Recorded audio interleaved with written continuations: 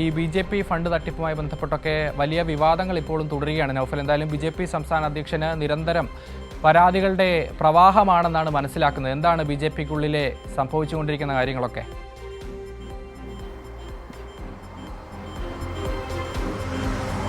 അക്ഷയ് സൂചിപ്പിച്ചതുപോലെ തന്നെ സംസ്ഥാന ബി.ജെ.പിയിലെ കലഹം മുറുകുകയാണ്. അതായത് നമുക്കറിയാം, ഈ തിരഞ്ഞെടുപ്പ് കാലത്തെ ഫണ്ട് വിവാദം ഏറെ ചർച്ചകൾക്ക് വഴിവെച്ചിരുന്ന ഒരു കാര്യമാണ്. അത്തരത്തിലൊന്നും ഈ ചർച്ചകൾ പുറത്തു വരുമ്പോഴും പരാതികൾ പുറത്തു വരുമ്പോഴും ഒക്കെ സംസ്ഥാന അധ്യക്ഷൻ രാജീവ് ചന്ദ്രശേഖർ ഇവിടെ ഇല്ലായിരുന്നു, വിദേശത്തായിരുന്നു. അദ്ദേഹം കഴിഞ്ഞ ദിവസങ്ങളിലാണ് വിദേശയാത്ര കഴിഞ്ഞ് തലസ്ഥാനത്തേക്ക് മടങ്ങിയെത്തിയത്. പിന്നാലെയാണ് വിവിധ ജില്ലാ കമ്മിറ്റികളിൽ നിന്ന് പരാതികൾ ഇമെയിൽ വഴിയും അല്ലാതെയും ഇമെയിൽ മുഖാന്തരവും അല്ലാതെയും ബി.ജെ.പി സംസ്ഥാന അധ്യക്ഷന്റെ മുന്നിൽ എത്തുന്നത്. അതിന് പിന്നാലെയാണ് ഈ തെരഞ്ഞെടുപ്പ് കമ്മിറ്റിയുടെ കൺവീനറായിട്ടുള്ള സംസ്ഥാന ജനറൽ സെക്രട്ടറി എസ് സുരേഷ് ഉൾപ്പെടെയുള്ളവരെ വിളിച്ചു വരുത്തി അടിയന്തരമായി യോഗം ചേരേണ്ട ഒരു സാഹചര്യം ഉണ്ടായത്. 3 മണിക്കൂറോളം ആ യോഗം നീണ്ടു എന്നാണ് നാം മനസ്സിലാക്കുന്നത്. കൃത്യമായി അവരുടെ കാര്യങ്ങൾ വിശദീകരിക്കുന്നു. പക്ഷേ ഔദ്യോഗികമായി ഇങ്ങനെയൊരു സംഭവം നിലനിൽക്കുമ്പോഴും ഇതിനൊരു വ്യക്തത വരുത്താൻ അല്ലെങ്കിൽ മറുപടി പറയാൻ ബി.ജെ.പി നേതൃത്വം തയ്യാറാകുന്നില്ല എന്നുള്ളത് തന്നെയാണ്. ഇന്നലെയും മാധ്യമങ്ങൾ രാജീവ് ചന്ദ്രശേഖരനോട് ഇത്തരത്തിലുള്ള കാര്യങ്ങളെക്കുറിച്ച് ചോദിക്കുമ്പോൾ അതിനെക്കുറിച്ച് ഒന്നും തന്നെ മിണ്ടുന്നില്ല. നമുക്കറിയാം, ഒരു കൊടി വാങ്ങിയതിൻ്റെ പേരിലുണ്ടായ ഗുരുതരമായ ക്രമക്കേടുകൾ പുറത്തേക്ക് വരുന്നു. പിന്നാലെ സംസ്ഥാന സെക്രട്ടറി ആയിട്ടുള്ള അഞ്ജനയ എന്ന് പറയുന്ന സംസ്ഥാന സെക്രട്ടറി അഞ്ജനയെ അതിൻ്റെ ഭാഗമായി മാറ്റി നിർത്തുന്നു. അങ്ങനെ മാറ്റി നിർത്തുന്നു എന്ന സത്യം നിലനിൽക്കുമ്പോഴും ബി.ജെ.പി നേതൃത്വം അത് അംഗീകരിക്കുന്നില്ല, അല്ലെങ്കിൽ ആരുടെയും പേരിൽ നിന്നും നടപടി എടുത്തിട്ടില്ല എന്ന ഒരു വാദം പറഞ്ഞതിൽ നിന്ന് ഒഴിഞ്ഞു മാറുന്ന ഒരവസ്ഥയാണുള്ളത്. മാത്രമല്ല, മറ്റൊരു കാര്യം, ബി.ജെ.പിയുടെ ഈ പറയുന്ന സംസ്ഥാന അധ്യക്ഷൻ തന്നെ രാജീവ് ചന്ദ്രശേഖർ തന്നെ അന്ന് ഫേസ്ബുക്ക് പോസ്റ്റിലൂടെ പറഞ്ഞിരുന്നതാണ്. അതായത് ഇങ്ങനെയൊക്കെ ഇല്ല എന്ന് പറയുമ്പോഴും അഥവാ പ്രശ്നങ്ങളൊന്നുമില്ല എന്ന് പറഞ്ഞ് അവർ ഒഴിയുമ്പോഴും അതിൽ അവസാനമായി കൂട്ടിച്ചേർത്ത ഒരു കാര്യം, ഇങ്ങനെ ഉള്ള കാര്യങ്ങൾ അത് പാർട്ടിക്കകത്ത് പറഞ്ഞു തീർക്കേണ്ട അല്ലെങ്കിൽ പാർട്ടിക്കകത്ത് ഉള്ള ഒരു കാര്യമാണ്, അത് മാധ്യമങ്ങൾക്ക് മുമ്പിലോ പൊതുജനങ്ങൾക്ക് മുമ്പിലോ പറയേണ്ട കാര്യം ഇല്ല എന്ന ഒരു കാര്യം പറഞ്ഞാണ് ഒഴിഞ്ഞു മാറിയത്. തീർച്ചയായും അന്ന് തന്നെ ചോദിച്ചതാണ് കാര്യം.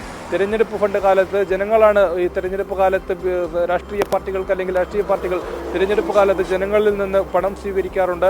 അത്തരത്തിലുള്ള ധനസമാഹരണം ജനങ്ങളുടെ ഭാഗത്തു നിന്നുകൂടി ഉണ്ടായതാണ്. അപ്പോൾ അതിൽ ജനങ്ങൾക്ക് അത് അറിയേണ്ട ഉത്തരവാദിത്വം ജനങ്ങൾക്കുണ്ട്. അത് പറയാൻ സൗകര്യമില്ല അല്ലെങ്കിൽ അത് അറിയേണ്ട കാര്യമില്ല എന്ന ഒരു ന്യായം പറഞ്ഞുകൊണ്ടാണ് രാജീവ് ചന്ദ്രശേഖർ അന്ന് ഒഴിഞ്ഞു മാറിയത്. മാത്രമല്ല, ഈ പറയുന്ന എസ് സുരേഷിനടക്കം വലിയ പങ്ക് ഇതിലുണ്ട് എന്ന ഗുരുതരമായ ആരോപണം ബി.ജെ.പി പ്രവർത്തകരുടെ ഭാഗത്തു നിന്ന് അല്ലെങ്കിൽ പല ഓഡിയോ സന്ദേശങ്ങളും പല തെളിവ് ദൃശ്യങ്ങളായും ഓഡിയോ സന്ദേശങ്ങളായും ഓരോ ദിവസവും ഓരോ ഭാരവാഹികൾ അല്ലെങ്കിൽ ഓരോ പ്രവർത്തകരുടെ ഭാഗത്തു നിന്നുള്ള ഓഡിയോ സന്ദേശങ്ങൾ പുറത്തേക്ക് വരുന്നു. നേതൃത്വത്തിനെതിരെ പുറത്തേക്ക് വരുന്ന ഒരു കാഴ്ച കൂടി നാം കണ്ടതാണ്. അത്തരത്തിൽ അങ്ങനെയുള്ളവരെ അടിച്ചമർത്താൻ അല്ലെങ്കിൽ അങ്ങനെയുള്ളവർക്ക് വിലക്ക് ഏർപ്പെടുത്തിക്കൊണ്ട് ഓരോ ഇത് പറഞ്ഞ് അവരെ ഇല്ലായ്മ ചെയ്യാനുള്ള ഒരു പദ്ധതി കൂടിയാണ് അല്ലെങ്കിൽ അത്തരത്തിലുള്ള ചർച്ചകൾ കൂടിയാണ് ബി.ജെ.പി നേതൃത്വത്തിൻ്റെ ഭാഗത്തു നിന്ന് ഉണ്ടാകുന്നത്. എന്തായാലും ഇക്കാര്യത്തിൽ ഔദ്യോഗികമായി പ്രതികരിക്കാൻ ആരും തയ്യാറായിട്ടില്ല. പി.കെ. കൃഷ്ണദാസ് ഉൾപ്പെടെ ബി.ജെ.പിയുടെ മുൻ സംസ്ഥാന അധ്യക്ഷൻ ഉൾപ്പെടെ മാധ്യമപ്രവർത്തകരെ കാണുമ്പോഴും ഓരോ കാര്യങ്ങൾ ചോദിക്കുമ്പോഴും അതിൽ നിന്നൊക്കെയും ഒഴിഞ്ഞു മാറുന്ന ഒരു കാഴ്ചയാണ് നാം കണ്ടത്.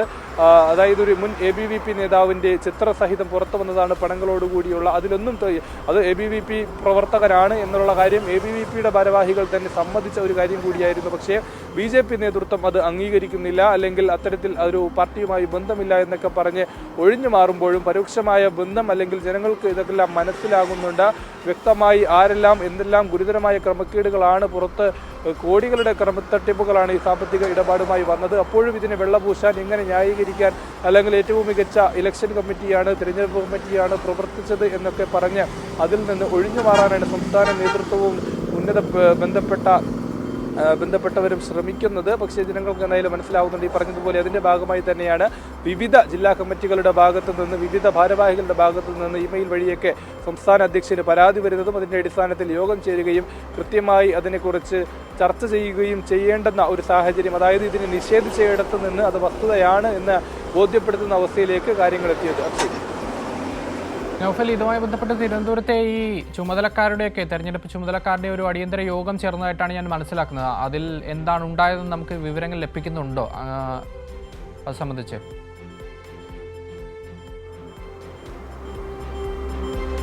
അക്ഷയ് അത് തന്നെയാണ്. സംസ്ഥാന ജനറൽ സെക്രട്ടറിയും ഈ പറയുന്ന തെരഞ്ഞെടുപ്പ് കമ്മിറ്റിയുടെ കൺവീനറും കൂടിയായിരുന്ന എസ് സുരേഷ്, അതുപോലെ ജില്ലയുടെ പ്രഭാരിയായിട്ടുള്ള കെ സോമൻ എന്നിവരെയാണ് രാജീവ് ചന്ദ്രശേഖർ വിളിച്ചു വരുത്തിക്കൊണ്ടുള്ള യോഗം ഇന്നലെ വൈകുന്നേരമായിരുന്നില്ല, രാത്രിയോടെയായിരുന്നു. അത് മണിക്കൂറുകളോളം നീണ്ടു എന്നാണ് നാം മനസ്സിലാക്കുന്നത്. അതിൻ്റെയൊന്നും കാര്യങ്ങൾ ഔദ്യോഗികമായി പുറത്തുവിടാൻ നേതൃത്വം എന്തായാലും തയ്യാറായിട്ടില്ല. മാധ്യമപ്രവർത്തകരുമായി എന്തായാലും ഇന്നോ നാളെയോ അതുമായി ബന്ധപ്പെട്ട ഔദ്യോഗിക വിശദീകരണം സംസ്ഥാന അധ്യക്ഷന്റെ ഭാഗത്തു നിന്നൊക്കെ വരുമെന്ന് തന്നെയാണ് പ്രതീക്ഷിക്കുന്നത്. ഇന്നലെയും രാജീവ് ചന്ദ്രശേഖരനെ നാം രാവിലെ കാണുമ്പോൾ അതിനെക്കുറിച്ച് ചോദിക്കുമ്പോൾ BJPയുടെ എല്ലാ നേതാക്കളും അതിൽ നിന്ന് ഒഴിഞ്ഞു മാറുകയാണ്. അതായത് വ്യക്തമായ ഒരു ഉത്തരം നൽകാൻ ആർക്കും തന്നെ കഴിയുന്നില്ല, അല്ലെങ്കിൽ ഒരാൾ പറഞ്ഞതിന് വിപരീതമായി മറ്റൊരാൾ പറയുന്ന ഒരു സ്ഥിതിവിശേഷം ഉണ്ടാകുന്നു.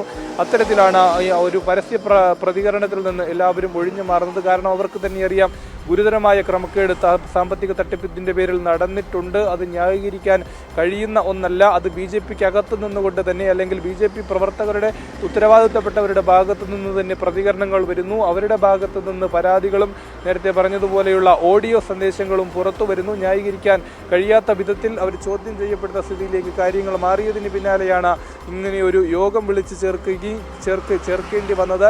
അതിൽ വലിയ വിമർശനമാണ് ഈ പറയുന്നവർക്കെതിരെ ഉണ്ടായത് എന്ന കാര്യത്തിൽ സംശയമില്ല. എസ് സുരേഷ് എന്തൊക്കെ പറഞ്ഞ് ന്യായീകരിക്കുമ്പോൾ തെരഞ്ഞെടുപ്പ് കാലം നമുക്കറിയാം ആദ്യം അവസാനം ഇതിൻ്റെ കൂടെ എല്ലാ കാര്യങ്ങൾക്കും ഉണ്ടായിരുന്നയാളാണ്. എസ് സുരേഷിൻ്റെ പേര് തന്നെയാണ് പ്രധാനമായും ഉയർന്നു കേൾക്കുന്നത്. അദ്ദേഹത്തെയും വിളിച്ചു ചേർത്ത് തന്നെയാണ് യോഗം ചേർന്നത്. കൂടുതൽ നടപടിക്രമങ്ങളിലേക്ക്, അതായത് പറയുന്ന സംസ്ഥാന സെക്രട്ടറി ഇതിൻ്റെ ഭാഗമായി ചുമതലകളിൽ നിന്ന് മാറ്റി നിർത്തപ്പെട്ടു. അതുപോലെ തന്നെ ഇനി ആരുടെയൊക്കെ പേരിൽ നടപടികൾ ഉണ്ടാകും, അല്ലെങ്കിൽ എത്രത്തോളം മറച്ചു വെച്ച കാര്യങ്ങൾ അതിൻ്റെ മറന്നീക്ക് പുറത്തു വരും എന്നൊക്കെ ഇനി വരും ദിവസങ്ങളിൽ നമുക്കിനി കാത്തിരുന്ന് കാണേണ്ടതുണ്ട്. അക്ഷയ്.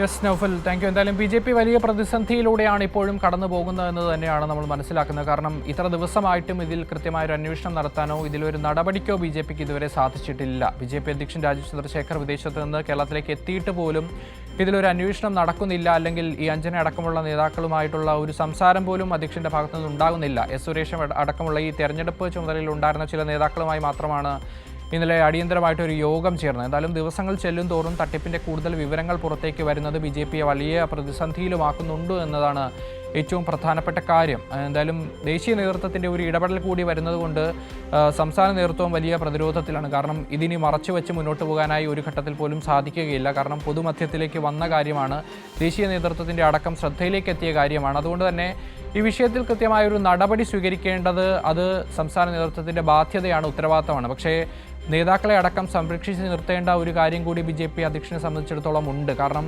അദ്ദേഹം അധ്യക്ഷനായിരിക്കുന്ന സമയത്ത്, രാജീവ് ചന്ദ്രശേഖർ അധ്യക്ഷനായിരിക്കുന്ന സമയത്ത് നടന്ന വലിയ കൊള്ളയാണ്. അപ്പോൾ അതിലൊരു ഉത്തരവാദിത്തം അദ്ദേഹത്തിന് കൂടിയുണ്ട്. അപ്പോൾ സ്വന്തം മുഖം രക്ഷിക്കുക എന്ന ഒരു കാര്യം കൂടി ഈ മറ്റ് ആരോപണ വിധേയർക്കെതിരായ നടപടിയെടുക്കാത്തതിൽ നമുക്ക് കാണാനായി സാധിക്കും. എന്തായാലും നൗഫലാണ് തിരുവനന്തപുരത്ത് നിന്ന് വിശദമായിട്ടുള്ള വിവരങ്ങൾ നൽകിയത്.